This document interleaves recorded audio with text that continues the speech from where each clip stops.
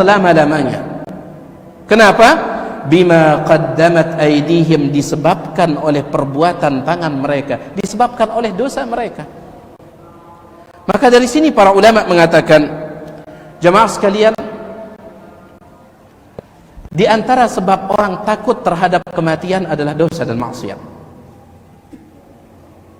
Adapun orang yang saleh, rajin melakukan amal saleh, maka insya Allah dia tidak terlalu takut terhadap kematian. Ya. Rata-rata kita berharap umur panjang, rata-rata kita berharap mudah-mudahan umur panjang ini berkah. Tetapi kalau seandainya kematian itu datang, orang soleh mereka tidak akan takut. Tetapi kalau orang itu dia jauh dari amal soleh, maka dosanya membuat dia takut untuk mati. Tagita para sahabat jamaah sekalian, mereka adalah orang-orang yang paling soleh setelah para nabi dan para rasul. Oleh karena itu mereka tidak takut mati, justru mati itu yang dicari. Mati itu yang dicari. Dalam satu hadis yang diriwayatkan oleh Imam Nasa'i, sebenarnya hadis ini pernah pelungguh dengarkan dari seorang sahabat yang bernama Shaddad Ibnul Had radhiyallahu ta'ala an. Hadis ini disahihkan oleh Syalbani. Pelungguh perhatikan, ada seorang laki-laki, dia masuk Islam zaman Nabi SAW, masuk Islam. Dikatakan dalam hadis itu, fahasuna islamuh, Islamnya bagus. Ya, Islamnya bagus.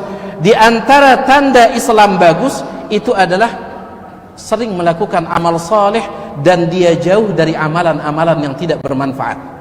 Dalam sebuah hadis Nabi SAW mengatakan, min husni islamil mar'i tarkuhu ma la ya'ni. Di antara tanda baiknya Islam seseorang, dia jauh dari perbuatan-perbuatan yang tidak ada manfaatnya.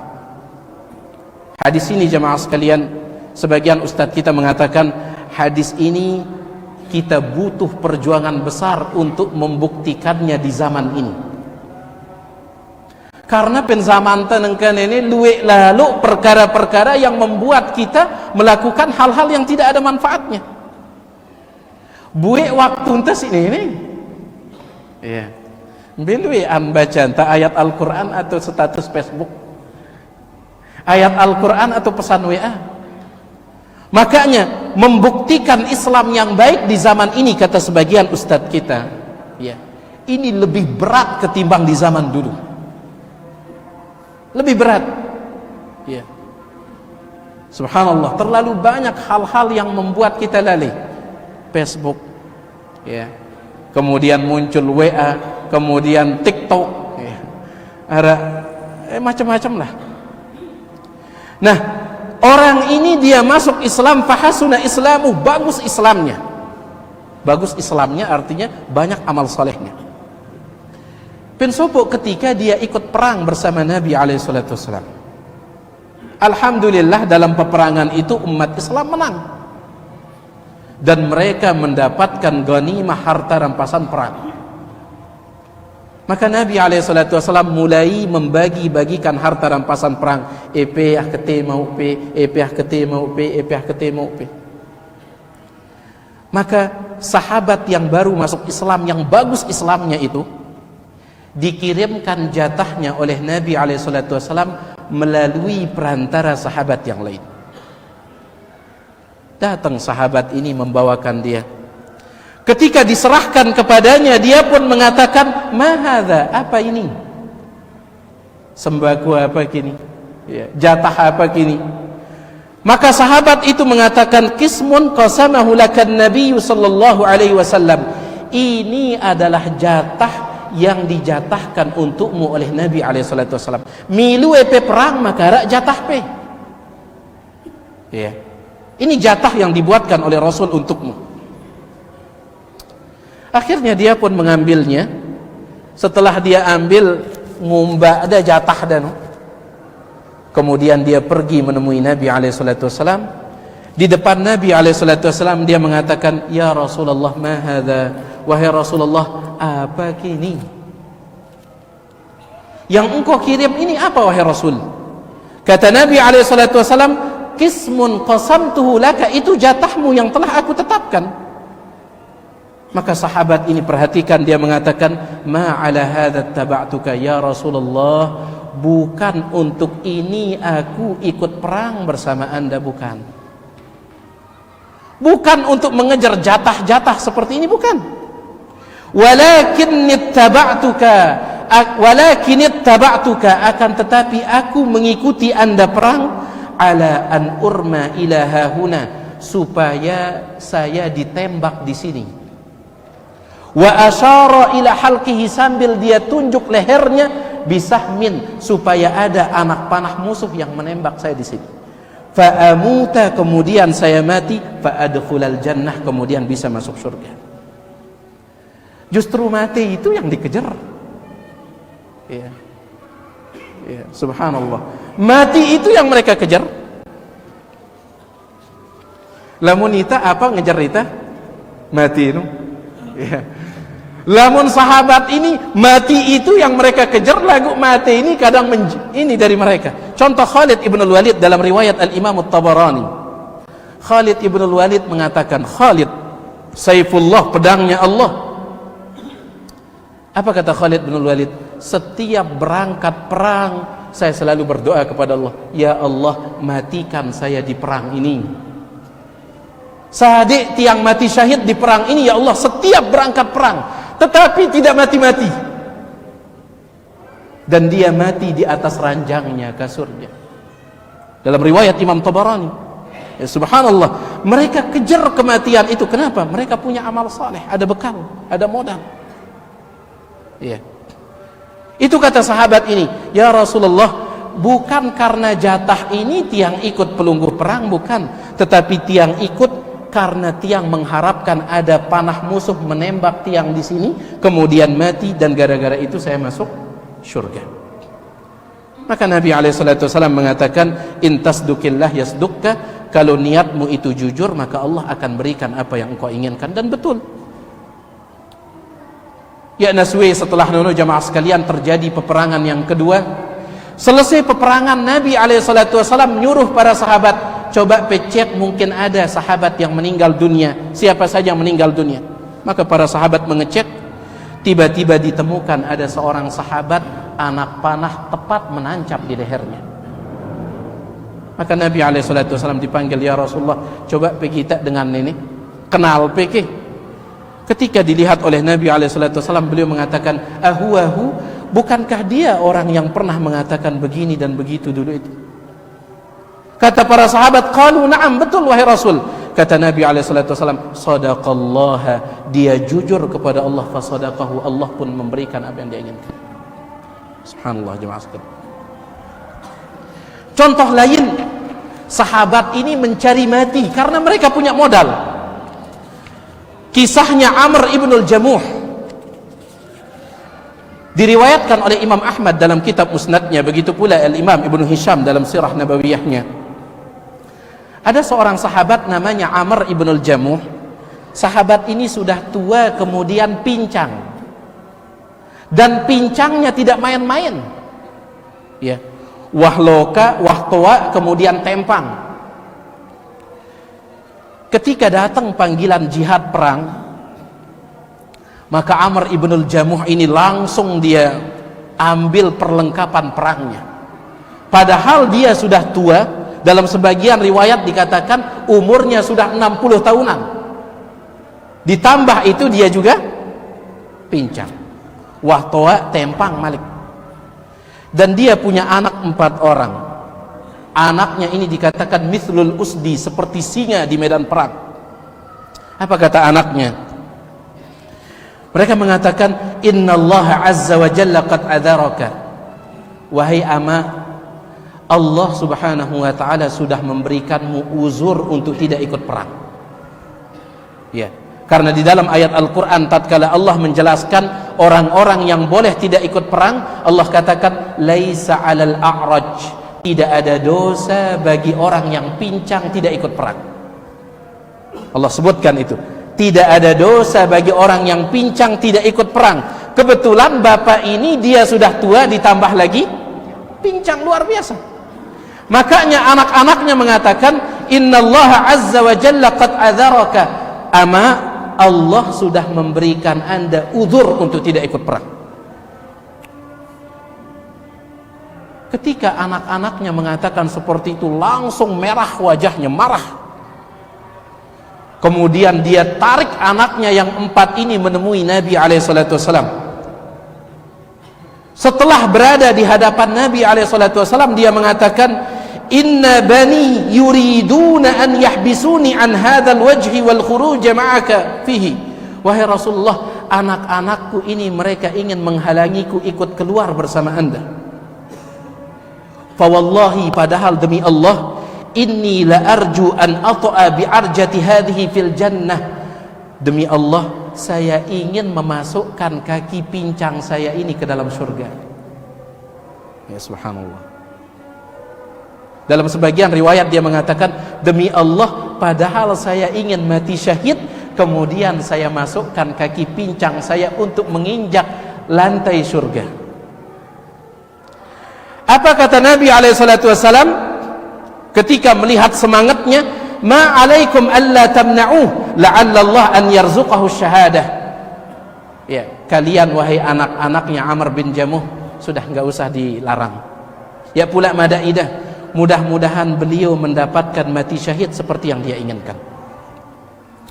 Akhirnya terjun jamaah sekalian, ikut dia perang Wahtawa pincang, dan alhamdulillah dia pun akhirnya mati syahid. Apa kata Nabi SAW kepada anak-anaknya? Ka'anni anzuru ilaihi yamshi birijlihi hadhihi sahihatan fil jannah.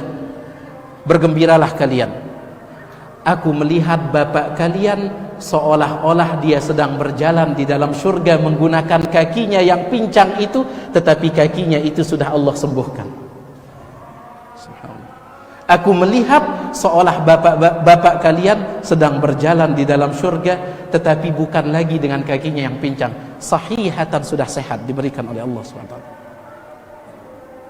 Ya, subhanallah jemaah sekalian. Ini kenapa? Mereka punya modal, ada modal. Kemudian juga ditambah mereka belajar akidah yang benar. Ya, akidah benar ini membuat orang tidak takut untuk meninggalkan dunia. Akidah yang benar, tauhid yang benar membuat orang betul-betul akan ngejar akhirat. Pengonek tiang kita video salah seorang ustadz itu pen Abu Hurairah. Mudah-mudahan ini hasil didikan tauhid. Ya, pelungguh mungkin sudah melihat video itu. Ada seorang anak katanya santri Abu Hurairah. Anak ini qadarallah kena tumor tulang, tumor ganas di tulangnya. Ya, anak ini kena tumor ganas di tulangnya. Kemudian dokter mengatakan kakinya itu harus dipotong, diamputasi. Harus dipotong, diamputasi. Ya.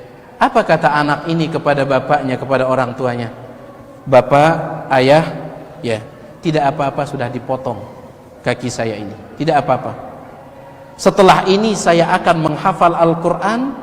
Kemudian dia mengatakan, toh juga di dalam surga itu tidak ada orang pincang, ya, tidak ada orang cacat di dalam surga. Ya, mungkin dia pernah membaca kisahnya Amr bin Jamuh ini. Ya subhanallah jemaah sekalian. Jadi ini dia, orang kalau memang punya modal, kemudian dididik di atas tauhid, tidak berat mereka untuk meninggalkan dunia ini, dan mereka tidak takut untuk menghadapi kematian. Yang tambahkan satu contoh lain, contoh yang sering antum dengarkan, yaitu kisah beberapa anak kecil yang mereka ingin ikut perang Uhud. Yang ulangi lagi ini, didikan Nabi SAW, didikan tauhid, ya, didikan akidah yang benar, didikan sunnah Nabi SAW. Tatkala berangkat perang Uhud, marak biasa Nabi SAW di tengah jalan itu beliau mengecek pasukan. Sang-sang arak anak-anak kecil yang mereka sembunyi untuk ikut perang. Karena anak-anak dahulu ini meskipun mereka kecil, semangat mereka untuk perang meta mati ini luar biasa. Ya ngendang maaf, bukan seperti di zaman kita ini. Arak meta mati, kenapa? Karena dililit hutang judi online. Nah, kemarin tiang lihat berita, subhanallah, Allah musta'an. Ya, disebutkan di berita itu di Narmada katanya. Ya seorang remaja dia gantung diri. Kemudian ketika dicek oleh polisi, di tangannya itu ada kertas. Ketika diambil kertas itu, tulisannya di sana bahwasanya dia tidak berani karena dikejar-kejar oleh penagih hutang gara-gara dia judi online. Sallallahu alaihi wasallam. Lamun anak-anak di zaman Nabi SAW mereka mengejar mati karena dorongan akidah, dorongan tauhid, dorongan sunnah yang diajarkan oleh Rasul SAW. Ketika dicek oleh Nabi SAW, ditemukan beberapa anak kecil disuruh pulang karena umur mereka itu belum cukup untuk ikut perang. Ya, ada berapa anak? Ada salah seorang anak, ya kisah ini sudah sering antum dengarkan. Ada seorang anak namanya Rafi' bin Khadij. Rafi' bin Khadij. Subhanallah.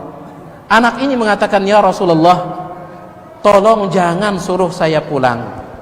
Betul umur saya belum cukup, 15 ke bawah umurnya, belum cukup. Tetapi saya pandai manah wahai Rasul. Luar biasa tiang nembak. Izinkan saya.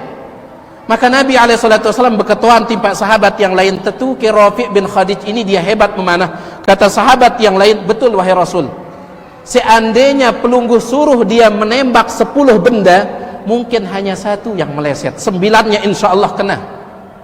Luar biasa anak ini, manteng luar biasa, nembak luar biasa, memanah luar biasa. Kata Nabi SAW, ya sudah, ayo ikut. Maka ada satu temannya yang bernama Samurah bin Jundub. Dia mengatakan, ya Rasulullah, tiang tidak ridho kalau Rafi' diizinkan, kemudian tiang tidak diizinkan. Tiang tidak ridho. Padahal di medan perang ini mereka akan saling rantak. Beda perang nengka kan perang zaman dulu. Lamun nengka kan tembak jarak jauh. Lamun perang di zaman dulu itu saling rantak langsung. Iya. Makanya sampai disebutkan oleh Nabi SAW, di antara orang yang tidak akan mendapatkan fitnah kubur adalah orang yang mati syahid. Kemudian ketika ditanya alasannya, ya Rasulullah, kenapa orang yang mati syahid tidak ditanya di dalam kuburnya, tidak difitnah dalam kuburnya? Kata Nabi SAW, kafa bi bariqati sayfihi fitnatan, cukuplah kilatan pedangnya itu sebagai ujian.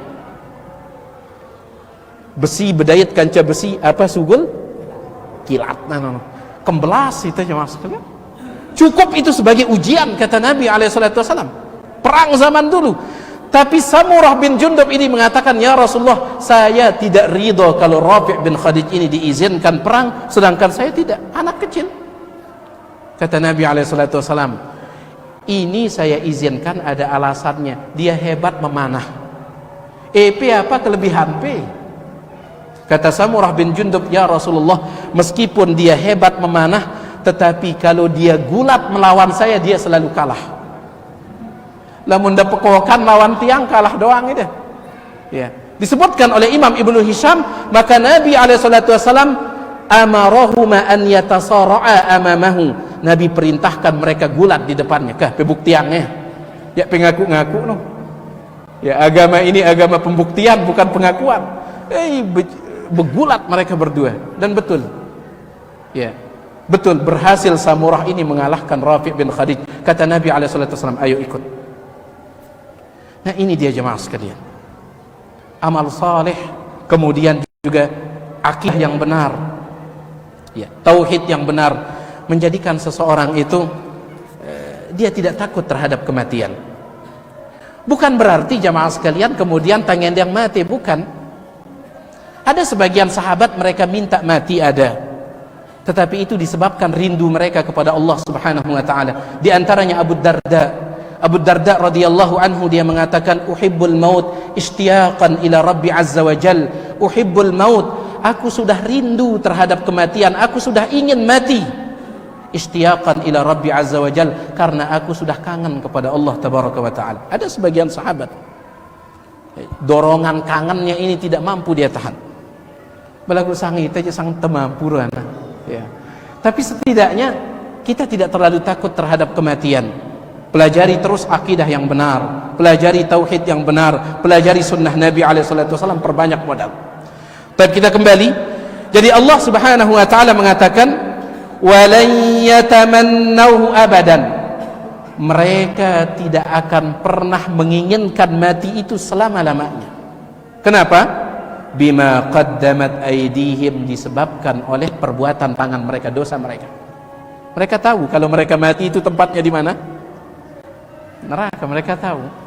Ya cuman sekedar pengakuan saja. Wallahu alimum bizzalimin, dan Allah mengetahui orang-orang yang zalim. Kemudian Allah Subhanahu wa Ta'ala menjelaskan, wala tajidannahum ahrasan nasi ala hayatin wa minal ladzina asyraku, wala tajidannahum, engkau wahai Rasul betul-betul akan mendapati mereka orang-orang Yahudi ahrasan nasi ala hayah, sebagai manusia yang paling berambisi terhadap kehidupan dunia. Bagaimana mungkin mereka akan minta mati sedangkan cinta mereka terhadap dunia luar biasa? Dan kaedahnya jamaah sekalian, bagaimana besar kecintaan kita kepada dunia, maka seukuran itu sebaliknya kita akan mengejar akhirat. Seukuran itu juga kita akan mencintai kematian. Seukuran itu. Ya. Belik cinta tak timpa dunia, maka sebaliknya gena becik semangat tak ngejar akhirat. Dan kita akan terus ditakuti oleh kematian ini. Makanya Nabi SAW tatkala menjelaskan tentang keadaan umat akhir zaman, kata Nabi SAW, yushiku an tatada'a alaikumul umamu kama tatada'a al-akalatu ila qas'atiha.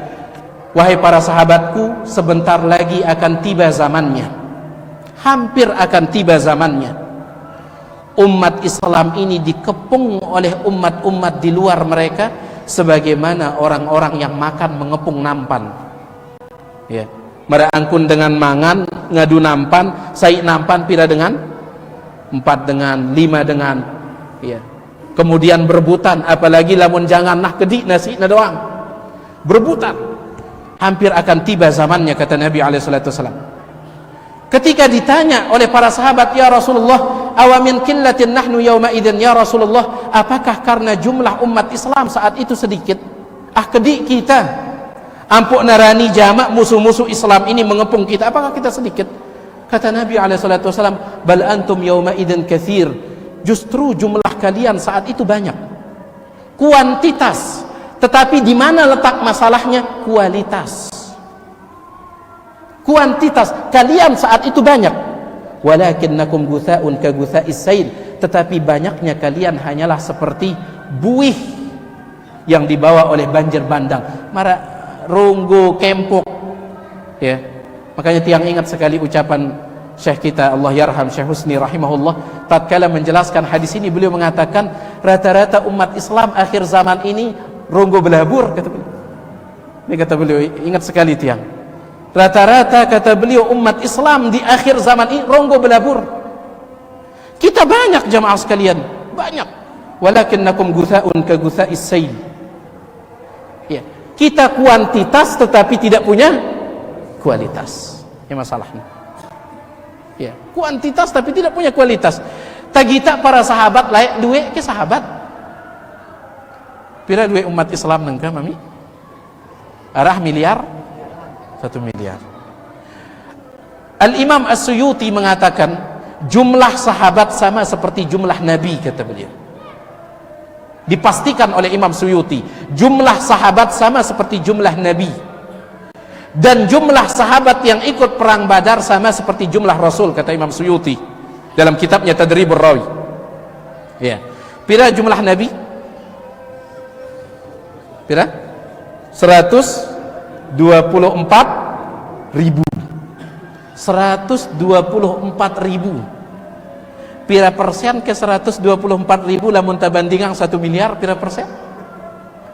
Berapa persen? La ilaha illallah. Ya narak persenna jamaah sekalian. Jumlah sahabat, kata Imam Suyuti bil jazm, dia pastikan jumlah sahabat itu sama seperti jumlah Nabi, 124 ribu. Seluruh sahabat 124 ribu. Adapun jumlah Rasul yang 315 itu sama seperti jumlah sahabat yang ikut perang Badar, kata beliau. Umat Islam nengka 1 miliar lebih, sahabat totalnya 124 ribu. Lagu kualitas luar biasa. Sampai-sampai negara Romawi, negara Persia takut mendengar sahabat ini.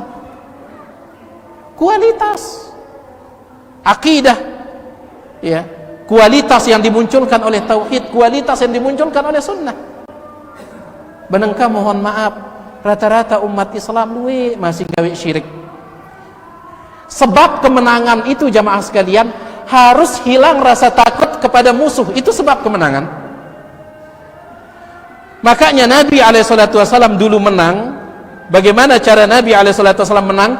Bukan karena banyak pasukan, bukan karena lengkap senjata. Apa ini ya Nabi SAW menang? Kata Nabi SAW, nusirtu birru'bi masirata syahrin. Allah berikan aku pertolongan di dalam peperangan birru'bi, dengan cara Allah letakkan rasa takut di dalam hati musuh masirata syahrin, padahal kami akan bertemu masih 1 bulan lagi. Wah, ketakutan Romawi ini dengar pasukan Nabi yang datang, padahal akan bertemu berapa lagi? 1 bulan lagi. Sudah ketakutan mereka. Dan ini sebab kekalahan. Kapan kita bisa menang kalau sudah tidak ada rasa takut terhadap musuh? Iya. Apa yang menyebabkan musuh dulu takut kepada umat Islam? Allah jelaskan dalam Al-Quran surah Ali Imran, sanulqi fi qulubil ladzina kafarur ru'ba, kami akan letakkan di dalam hati orang kafir ar-ru'ba, rasa takut. Apa sebabnya? Bima asyraku billahi ma lam yunazzil bihi sultana, gara-gara perbuatan syirik mereka. Layak dengan kafir gawe syirik, ya tampuna takut. Benengka aing gawe syirik. Luwe itu umat Islam, makanya Allah pindahkan rasa takut itu dalam hati kita. Beluwe tiba tak takut. Ya. Ara isu kedik PKI takut. Ara isu ngetik takut. Ara isu ngetik takut. Sampai seperti yang dikatakan oleh Ustadz kita, Ustadz Yazid rahimahullahu ta'ala, sampai takut timpa awan. Si angkun luar biasa takut ini. Ya. Ustadz Al-Fadhil Ustadz Yazid rahimahullah sampai mengatakan seperti itu, sudah ngaji tauhid sudah ini, tapi ketakutan sama istrinya, sami'na wa ata'na, kata beliau. Jadi Allah pindahkan rasa takut itu. Dalam muntah takut timpa musuh sekat cinta menang. Ya, nah kumbi-kumbi hebat pe bejurus, ya, hebat pe silat, hebat pe mencak, lagu lamun pe takut jebue hilang. Ujung-ujungnya saling punggut gitu. Kalau sudah rasa takut ini jemaah sekalian. Taib. Jadi subhanallah ya. Nabi SAW mengatakan umat Islam akan dikepung. Ya. Padahal mereka banyak kualitasnya. Kemudian beliau mengatakan wala yanzi'annallahu min suduri aduwikumul mahabata minkum. Allah cabut rasa takut dari musuh kalian terhadap kalian. Allah cabut rasa takut itu. Wala yaqdhifannallahu fi qulubikumul wahan. Kemudian Allah letakkan dalam hati kalian penyakit wahan. Apa penyakit wahan? Kata Nabi, hubbud dunya wa karahiyatul maut. Cinta dunia. Lamun wahta cinta dunia, apa pasangannya? Wa karahiyatul maut, takut mati. Ini dia. Makanya seukuran cinta anta timpa dunia, maka sebaliknya seukuran itu kita akan mengejar akhirat dan cinta kita terhadap kematian. Belik cinta anta timpa dunia, berkurang cinta anta timpa akhirat ini. Takut kita terhadap kematian. Tidak terlalu cinta terhadap dunia, maka seseorang, ya. Makanya jemaah sekalian, pembuktiannya ada sebagian dengan kemarin sempat ada seorang jamaah mengatakan, layak tatkalan tiang bajang jarani tiang dekat. tatkalan tiang bajang jarani tiang. Lagu setelah punya istri, setelah punya anak, ini dunia semakin banyak. Istri itu kan dunia, anak itu bagian daripada dunia. Lah, ketakutan terus kata beliau. Ya teraning kurang-kurang. Dulu ketika masih kurang ininya, berani saya katanya. Jadi dunia ini memang semakin seseorang dia mencintai dunia, maka semakin dia takut terhadap kematian. Ini sudah satu paket disabdakan oleh Rasul alaihi salatu wasallam. Nabi alaihi salatu wasallam ya menjelaskan seperti itu, dan itu sesuai dengan firman Allah dalam ayat ini. Kata Allah Subhanahu wa taala, mereka orang Yahudi kenapa tidak mungkin meminta kematian? Wala tajidannahum ahrasan nasi ala hayah. Karena engkau akan dapati mereka sebagai manusia yang paling ambisi terhadap kehidupan dunia. Wa minal ladzina asyraku, ya termasuk orang-orang yang berbuat syirik kata Allah. Yawaddu ahaduhum, bahkan salah seorang di antara mereka ingin law yu'ammaru alfasanatin, seandainya dia diberikan umur 1000 tahun. Goyokin ngendang mati ya. Bahkan mereka itu minta umur panjang, bahkan kalau bisa berapa tahun? 1000 tahun. Wa ma huwa bimuzahzihi minal adzabi ay yu'ammar, padahal kalaupun mereka berumur panjang 1000 tahun, itu tidak akan menjauhkan mereka dari siksaan Allah Subhanahu wa taala. 2 tahun mereka hidup, kalau mati tetap akan masuk neraka. Wallahu basirum bima ya'malun, dan Allah Maha melihat apa yang mereka perbuat. Jadi ini dia jemaah sekalian, 3 ayat ini menjelaskan kepada kita tentang tolak ukur cinta timpa akhirat ya. Itu diukur oleh kecintaan kita terhadap dunia. Kita masuk ke dalam ayat berikutnya. Qul man kana aduwwan li Jibril fa innahu nazzalahu ala qalbika biidznillah.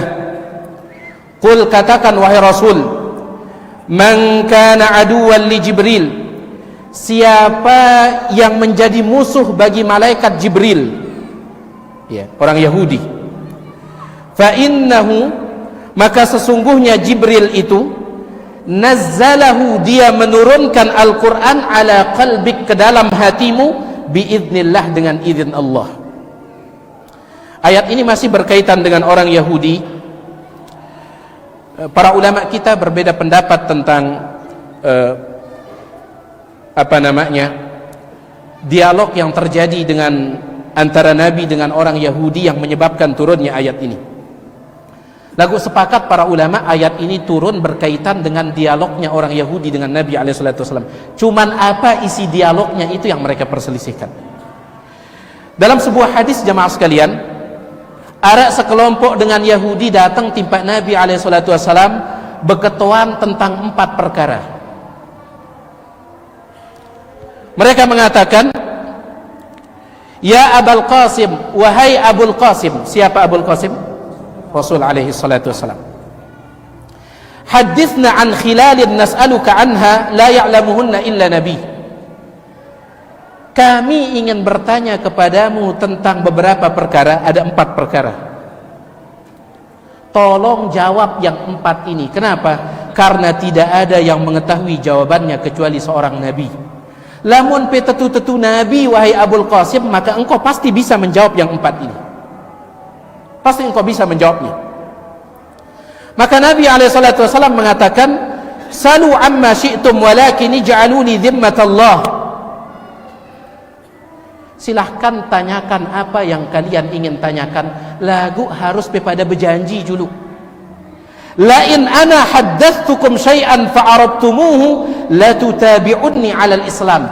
Kalau saya menjawab pertanyaan kalian yang 4 itu dan kalian katakan benar jawaban saya, kalian harus masuk Islam. Ya. Sila apa jak melimpe pada ngetuanang ya timpa tiang pe ketuanang wah ya. Tetapi syaratnya kalau saya menjawabnya dan kalian mengakui kebenarannya, kalian harus jujur. Maka kalian harus masuk Islam. Apa kata mereka? Naam, baik. Ya. Akhirnya mereka pun menanyakan 4 perkara. Yang pertama, akhbirna ayyat ta'am harrama Israilu ala nafsihi min qabli an tunazzala at-Taurah. Pertanyaan yang pertama, beritahukan kepada kami apa makanan yang diharamkan oleh Israel kepada dirinya sebelum kitab Taurat diturunkan. Siapa Israel di sini? Siapa Israel? Nabi Yakub alaihissalam. Pebada kami apa ke makanan iharamang dah si Nabi Yakub untuk diri dah sebelum Allah menurunkan kitab Taurat. Baik. Itu yang pertama. Yang kedua, wa akhbirna kaifa ma'ul mar'ati wa ma'ul rajul wa kaifa yakunu adh-dhakaru minhu wal untha. Yang maaf, pertanyaan yang kedua adalah beritahukan kepada kami, mohon maaf, bentuk air mani laki-laki dan air mani perempuan. Kemudian beritahukan kepada kami kapan anak itu menjadi anak lahir laki-laki dan kapan dia lahir perempuan. Ya. Nabi Inta alaihi salatu wasallam ya doa belajar kedokteran, ya doa belajar biologi, tapi pertanyaannya ini beritahukan kepada kami bentuk air mani laki-laki, air mani perempuan, serta kapan anak itu lahir laki-laki dan kapan dia lahir perempuan. Pertanyaan yang kedua. Pertanyaan yang ketiga, wa akhbirna bihadzal nabiyil ummi fin naum. Beritahukan kepada kami tentang tidurnya Nabi akhir zaman itu. Nabi terakhir itu bagaimana tidurnya? Kemudian pertanyaan yang keempat, wa waliyihi minal malaikah. Beritahukan kepada kami siapa malaikat yang menjadi penolong Nabi tersebut.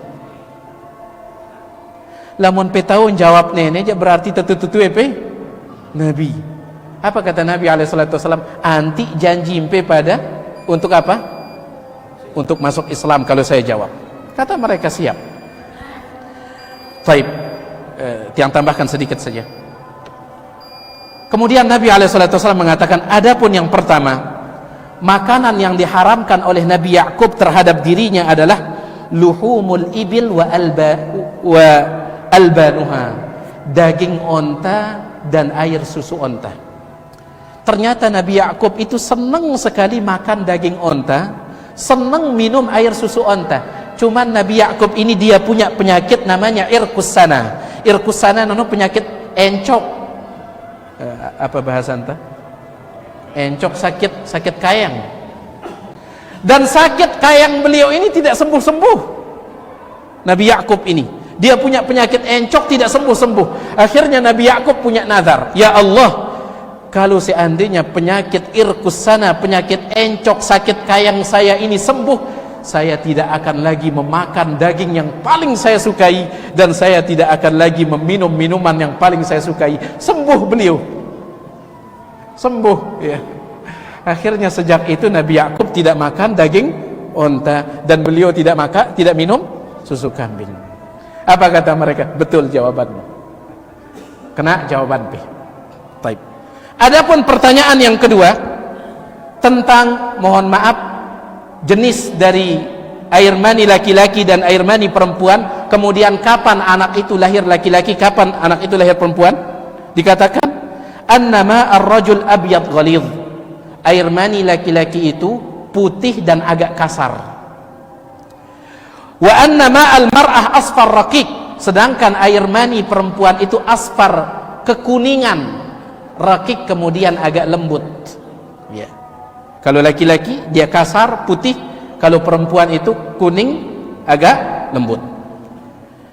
Fa ayyuhuma ala kana lahul walad wasyabah biidznillah. Air mani siapa saja yang lebih banyak, maka anaknya akan lahir seperti itu dan akan mirip seperti dia. Artinya, kalau yang lebih banyak itu air mani sang suami, maka anaknya akan lahir laki-laki dan insya Allah akan mirip seperti bapaknya. Tapi kalau yang banyak itu adalah air mani perempuan, ya, maka anak itu akan lahir perempuan dan akan mirip seperti ibunya. Tapi ada satu riwayat mengatakan, dan itu yang dikuatkan oleh Syekh Mustafa Al-Adawi hafizahullah ta'ala, ada satu riwayat mengatakan, mana air mani siapa yang lebih cepat ke rahim, maka anak itu akan lahir seperti itu. air mani siapa yang lebih banyak, maka anak itu akan mirip seperti pemilik air mani yang banyak itu. Maksudnya, lamun lebih becat sampai timpa rahim adalah mani suami, anaknya lahir laki-laki. Tetapi kalau mani istrinya lebih banyak cuman lebih lambat, mani istrinya lebih banyak tetapi lambat, yang lahir anak laki-laki tetapi mirip seperti ibunya. Paham ya? Jadi becatna nono nentuang jenis kelaminnya, banyaknya itu menentukan miripnya. Itu kata Nabi SAW. Sekali lagi Nabi tidak belajar kedokteran. Kata mereka, betul jawaban wahai Muhammad, betul. Ya, tidak ada yang tahu jawaban ini kecuali Nabi di zaman itu. Wallahu a'lam, apakah dokter sudah menelitinya atau tidak. Pertanyaan yang ketiga, sebutkan bagaimana tidurnya Nabi terakhir, Nabi akhir zaman ini. Kata Nabi SAW, tanamu ainahu wa la yanamu qalbuhu. Matanya saja yang tutup tetapi hatinya tidak tidur. Nabi SAW, tinduk Nabi SAW sekedar ketutup mata, anda lagu ate anda aja ada tidur. Bala wanita aja tinduk batik ya. Sampai kelolosan sholat subuh dan seterusnya, mata ketutup, ate ketutup, telinga ketutup, gue ketutup. Kalau kita, lamun Nabi SAW matanya ketutup akan tetapi hatinya tidak. Apa kata mereka orang Yahudi ini? Betul. Lalu mereka mengatakan, antal an, sekarang wahai Muhammad, pertanyaan terakhir, fahadithna man waliyuka minal malaikah, beritahukan kepada kami siapa penolongmu dari kalangan malaikat. Fa'indaha nujami'uka au nufarikuka.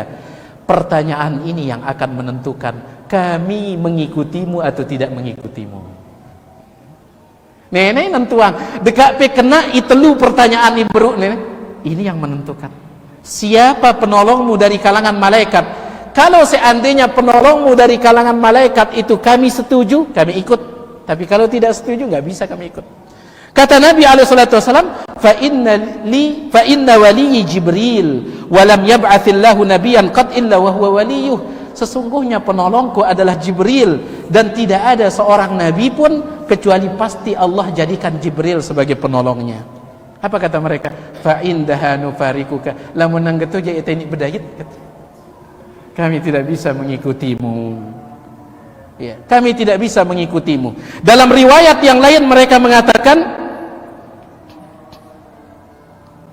lau qulta Mikail, seandainya engkau mengatakan Mikail, ya, seandainya engkau mengatakan Mikail, lakana, maka kami akan mengikutimu. Lagu Jibril sebut ya, maka kami tidak mau. Kenapa mereka benci sekali kepada Jibril? Orang Yahudi ini kenapa mereka benci? Karena mereka sudah mengharapkan Nabi terakhir itu dari kalangan Bani Israel. Kata Abdullah bin Abbas, jarak antara Nabi Musa dengan Nabi Isa 1500 tahun, kata Abdullah bin Abbas. Imam Qatadah mengatakan jumlah Nabi antara Nabi Musa kanca Nabi Isa jumlahnya 1000 Nabi, dan semuanya Bani Israel. Pebayangan siu Nabi Bani Israel semuanya.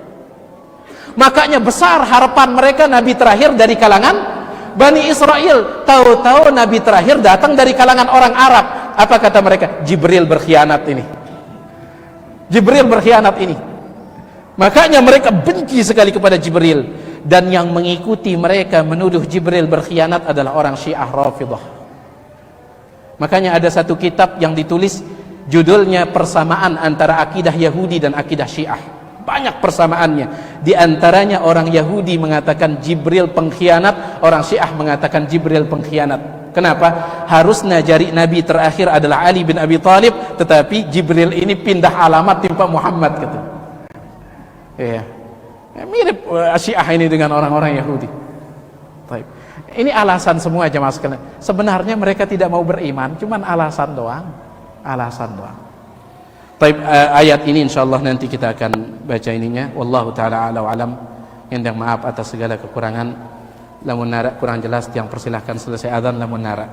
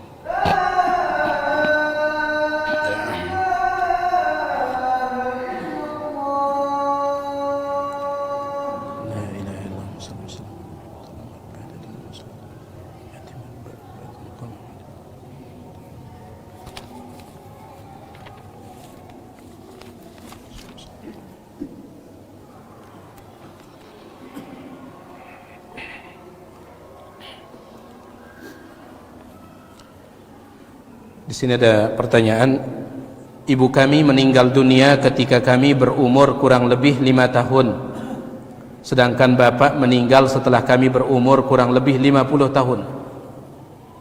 Bagaimana cara berbakti yang terbaik bagi kedua orang tua yang sudah meninggal dunia?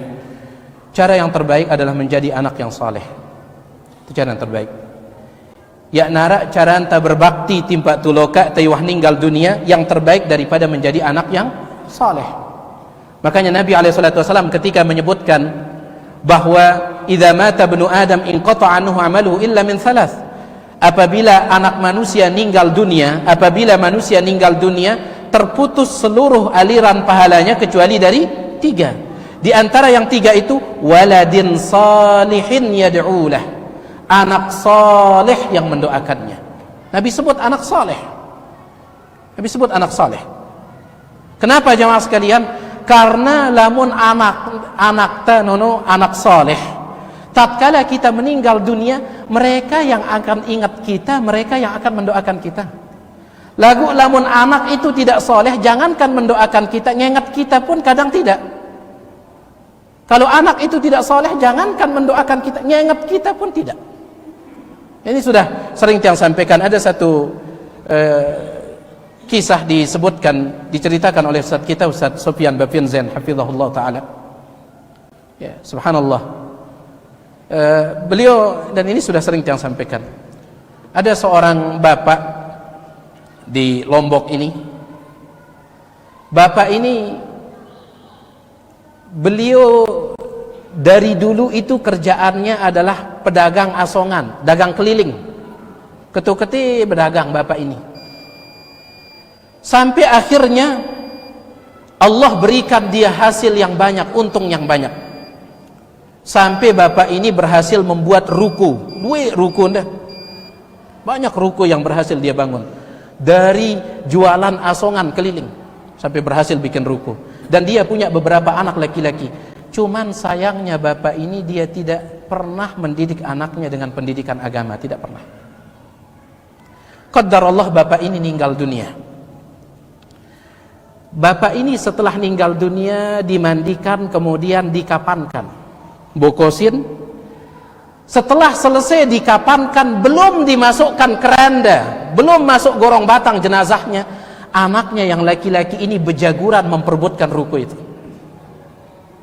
Jenazah bapak mereka belum masuk ke keranda. Ini diceritakan oleh Ustaz kita, Ustaz Sofyan Bafian Zain. Ya, kejadiannya di Lombok. Ya. Taib. Sampai ketika mereka bejaguran itu, ada salah satu anaknya itu jatuh dan hampir menimpa jenazah bapaknya. Bayangkan jemaah sekalian.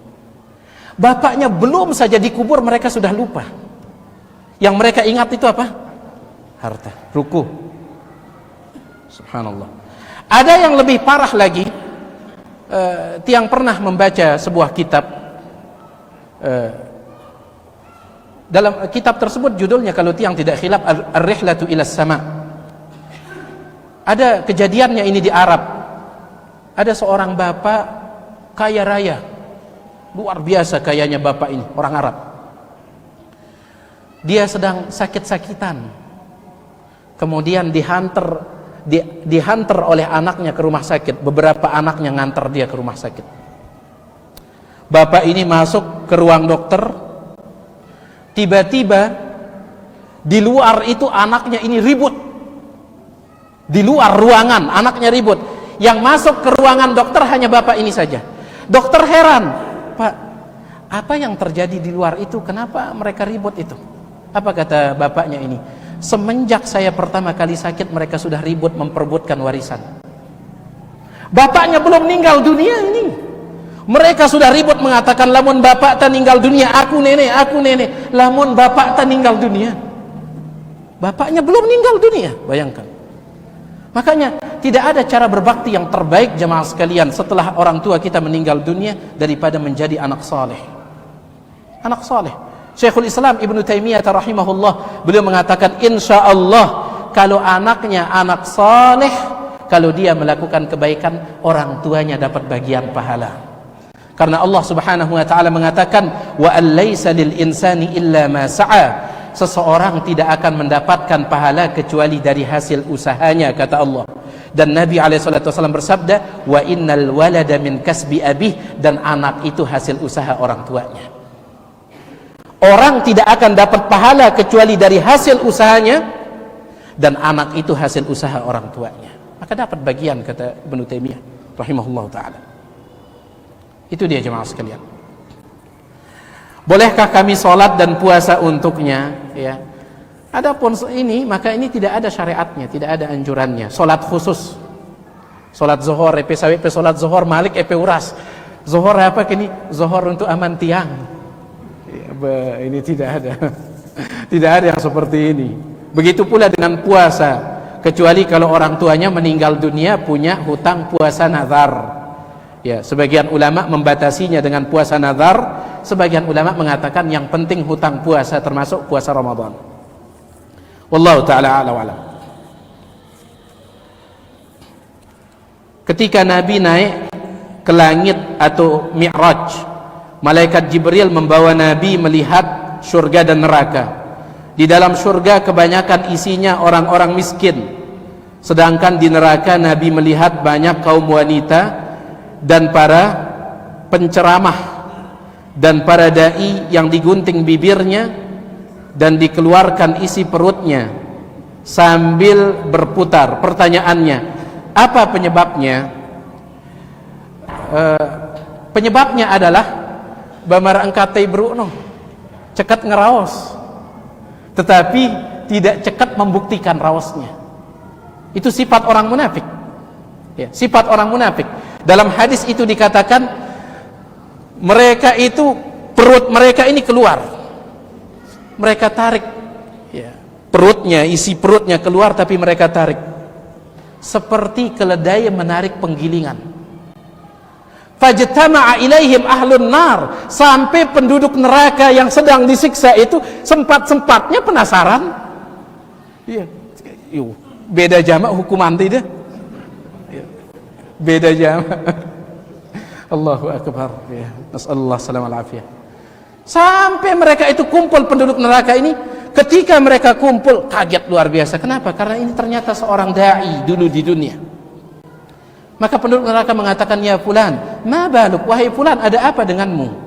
Alasta ta'muruna bil ma'ruf wa tanhana 'anil munkar? Bukankah dulu di dunia engkau memerintahkan kami melakukan kebaikan, melarang kami dari keburukan? Apa kata dia? Bala, betul. Kuntu amurukum bil ma'ruf wa la atih. Aku memerintahkan kalian melakukan kebaikan tapi aku sendiri tidak pernah melakukannya. Wa anhaakum 'anil munkari wa atih. Aku melarang kalian dari kemungkaran tapi aku yang paling cepat melakukannya. Seperti kata Imam Fudail bin Iyad, al-mu'min qalilul kalam katsirul amal. Orang beriman itu sedikit ucapannya tapi banyak amalnya.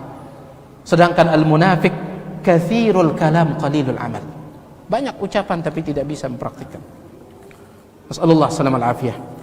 Sehingga pertanyaan, ketika ada kematian, masyarakat datang melayat. Ada yang membawa uang, beras dan lain-lain. Untuk siapa hasil layatan tersebut? Apakah harus habis disedekahkan kembali? Padahal ahli waris ada yang miskin dan meninggalkan anak yatim piatu yang sangat membutuhkan.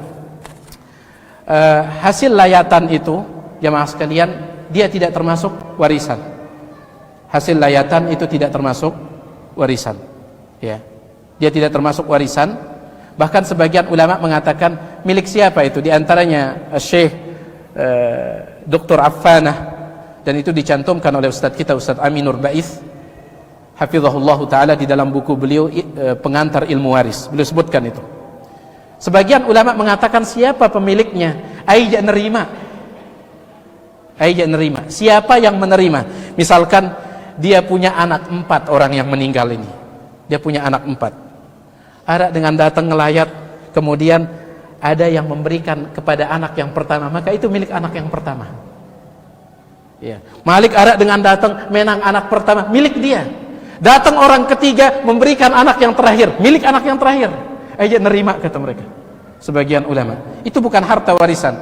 Karena harta warisan itu adalah harta yang dimiliki oleh orang ketika dia hidup, kemudian dia tinggalkan saat meninggal dunia. Dia tinggalkan saat meninggal dunia. Sampai ulama beda pendapat tentang uang pensiunan. Apakah uang pensiunan itu termasuk harta warisan ataukah tidak? Ada khilaf di kalangan para ulama. Sebagian membedakan. Kalau seandainya pensiunannya itu dia terima tatkala masih hidup, tatkala dia hidup dia terima pensiunannya, maka sebagian ulama mengatakan itu harta warisan, maka itu dibagi secara waris. Adapun kalau uang pensiunannya itu masih tetap ngalir padahal sudah meninggal dunia, maka itu mengikuti peraturan di dalam uang pensiunan itu. Kan ada peraturannya. Kalau meninggal dunia siapa yang ini? Ada ini. Maka itu yang menjadi pemiliknya. Ini para ulama kita jelaskan dalam masalah ini. Wallahu taala a'la wa alam. Pertanyaan yang terakhir di sini ada masuk. Ustaz, kapan kita mau puasa Asyura ini? Ya. Ini pertanyaannya dari salah seorang jamaah. Yang jelas puasa Asyura itu tanggal 10 Muharram. Cuman masalahnya piran ke 10 Muharram nu. Iya. Piran 10 Muharram. Ada yang mengatakan besok tanggal 9 ya. Ada yang mengatakan besok tanggal 9, hari Senin. Ya. Katanya itu Kemenak yang memutuskan besok. Ya, tetapi sebagian ustadz kita menyebarkan ini bahwa tanggal 9 itu hari Selasa. Dan tanggal 10-nya hari Rabu. Ya, diantaranya yang menyebarkan itu Ustadz kita, Ustadz Abu Ubaidah Yusuf As-Sidawi. Beliau ini ada posting foto keputusan. Kemudian juga Ustadzun Al-Fadil Ustadz Abdullah Husni mengatakan hari Selasa tanggal 9-nya, kemudian tanggal 10-nya hari Rabu. Lagu luwe ngana jelo Senin tanggal siwa. Berarti Selasa tanggal 10. Maka wallahu taala a'la wa alam, puasa lekan jelo Senin. Puasa Senin. Puasa lekan jelo Senin, Senin, Selasa, Rabu, Kamis nyambung. Ya. Senin Kamis mau ya, aman insyaallah. Dan ini masuk dalam keumuman hadis Nabi alaihi salatu wasallam, afdhalus siyam ba'da Ramadan siyamullah syahrullahil muharram. Puasa sunnah yang paling afdal setelah puasa Ramadan, puasa sunnah di bulan Muharram. Senin besok masih Muharram, Selasa masih Muharram, Rabu masih Muharram, Kamis masih Muharram. Ya silahkan, ya masuk. Ya. Wallahu taala a'la wa alam. Baik jemaah sekalian, yang maaf atas segala kurangan, mudah-mudahan yang sedikit ini bermanfaat. Subhanakallahumma bihamdik asyhadu an la ilaha illa anta astaghfiruka wa atubu ilaik. Assalamualaikum warahmatullahi wabarakatuh.